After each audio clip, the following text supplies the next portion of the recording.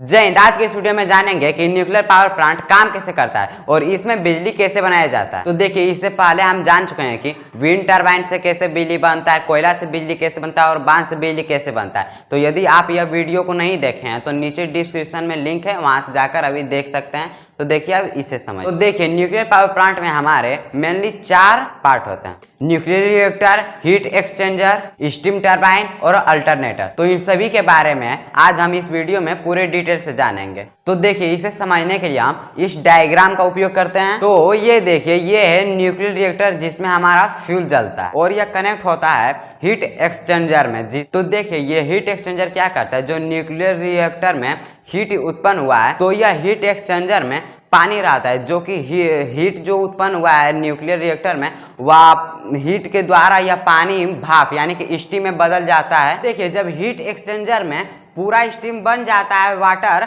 तो ये यहाँ से वाल्व में जाता है और वाल्व जो है प्रेशर के साथ टरबाइन पर स्टीम को डालता है, जिससे टरबाइन घूमता है और टरबाइन के बगल में ही लगा रहता है जनरेटर, जो जनरेटर बिजली उत्पादित कर देता है। तो देखिए, जब टरबाइन से स्टीम निकलता है तो वहां से कंडेंसर में जाता है, जो कि कंडेंसर का काम रहता है क्या, तो वो स्टीम को फिर से पानी में बदल देता है और फिर सेम यही प्रोसेस इसमें चलता रहता है। तो देखिए, इसका जो न्यूक्लियर रिएक्टर है इसके बारे में हम डिटेल से समझते हैं। तो देखिए, जो यूरेनियम को कंट्रोल करता है वह न्यूक्लियर रिएक्टर ही है। और देखिए, ये जो यूरेनियम है, ये 1 kg यूरेनियम 30 लाख कोयला के बराबर होता है। यानी कि 30 लाख केजी कोयला जितना इलेक्ट्रिसिटी जनरेट करेगा, यह यूरेनियम 1 kg ही उतना सारा इलेक्ट्रिसिटी जनरेट कर देगा। तो देखिए, ये जो रिएक्टर का सेंटर है इसे हम कहते हैं रिएक्टर का कोर, और इसी के अंदर ही यूरेनियम को रखा जाता है। यहाँ पर यूरेनियम के छोटे छोटे टुकड़े होते हैं और इन सभी यूरेनियम को एक साथ जोड़कर एक मेटल के ट्यूब में डालकर और ऐसे ही करके एक बंडल को बनाया जाता है और फिर इनको रिएक्टर की कोर में रखा जाता है। और फिर इसके बाद आता है मॉडरेटर, जिसका बहुत ही इंपॉर्टेंट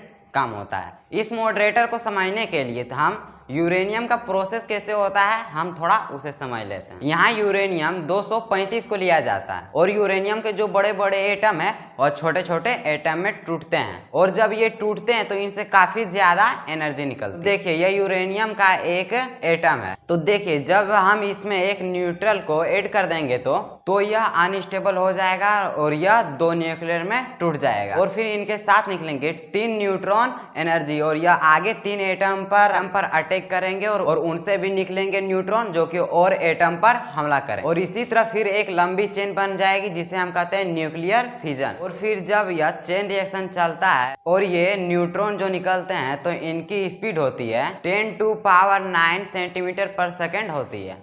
तो देखिए, यह चेन रिएक्शन इतनी स्पीड में होगा कि इससे हम कंट्रोल ही नहीं कर पाएंगे। तो यहाँ हम एक मॉडरेटर को लेते हैं जो कि यह न्यूट्रॉन की स्पीड को स्लो कर देती, और फिर इसी रिएक्टर में कंट्रोल रोड भी लगी होती है। देखिए, इस कंट्रोल रोड का क्या काम होता है, यदि इमरजेंसी में पावर प्लांट को बंद करना होता है तो इस कंट्रोल रोड की मदद से हम ऐसा कर सकते हैं। और फिर कंट्रोल रूम से न्यूक्लियर रिएक्टर को पूरा कंट्रोल किया जाता है और इसकी एक्टिविटी पर पूरा ध्यान दिया जाता है। तो देखिए, इसके पीछे हम बताए थे कि विंड टरबाइन से बिजली कैसे बनता है, कोयला से बिजली कैसे बनता है और बांस से बिजली कैसे बनता है, और इस बार बताएं न्यूक्लियर पावर प्लांट से बिजली बनता है। इन सभी में एक बात कॉमन है कि स्टीम जो है वह टरबाइन को घुमा देता है और टरबाइन के बगल में ही जनरेटर रहता है जो कि बिजली उत्पादित कर देता है। तो अगले वीडियो में जानेंगे कि जनरेटर में क्या क्या प्रोसेस द्वारा बिजली उत्पादित होता है। तो आई होप कि यह वीडियो आप सभी को पसंद आया होगा। पसंद आया है तो लाइक और चैनल को सब्सक्राइब जरूर करें। तो तब तक के लिए हंसते रहिएगा, मुस्कुराते रहिएगा, महिला अंदाज और पर खड़े जवानों का सम्मान कीजिएगा,